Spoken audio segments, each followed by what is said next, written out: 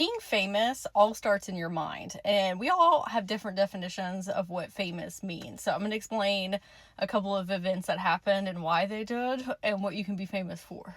Yesterday, I was at the pool lounging, and somebody said, "You look like a celebrity." I said, "Oh my gosh, thank you." They're like, "No, you really look like a movie star." And I said, "Oh, which one?" They said, "That's just what you look like." I guess it's like my aura when I was, projecting, and I was like, "Oh, thank you so much. It's so sweet." And then later in the day, I had someone say, "You're so lucky." And I said, "It's not luck, it's intention." And that is me aligning my desires with inspired action and then making things happen. I said, of course, the universe is conspiring in your favor as well. This is not something you have to necessarily do on your own, but it's meeting it halfway. And then that is the luck. So when I was thinking this morning about being famous, that can be a little bit triggering to some of our inner children that have been ostracized, the rainbow sheep, haven't really fit in, the neurodivergent, witchy woo-woo baddies. And I thought, well, I get to decide what I am famous for. I am a famous psychic, a famous wizard, sorceress, fairy, magician. It can literally be anything that you want it to be in the spheres and realms that you enjoy, that are fun for you. It doesn't actually have to be in the same context as celebrity culture.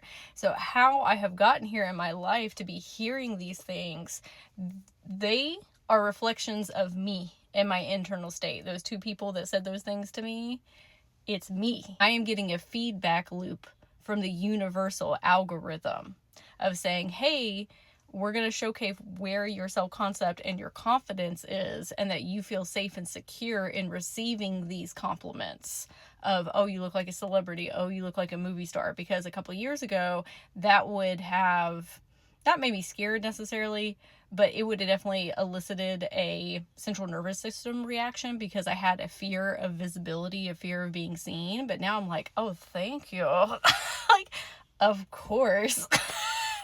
Because I do want to be well known by me. And then have that reflected out in other people out here. And something that really helped me when you were being perceived is to say, oh, that's just me anyway.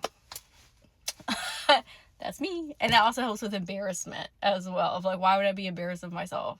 Why would I be scared to be perceived by me? I'm amazing. I'm wonderful. I'm magnificent. You got to be speaking and pouring life into yourself, because when you are highlighting your own skills, gifts, talents, your core nature, what makes you uniquely you, and you take some time to figure out what those things are and then speak it into yourself, that is what is actually giving off that famous energy, the movie star, the lucky. Because know thyself.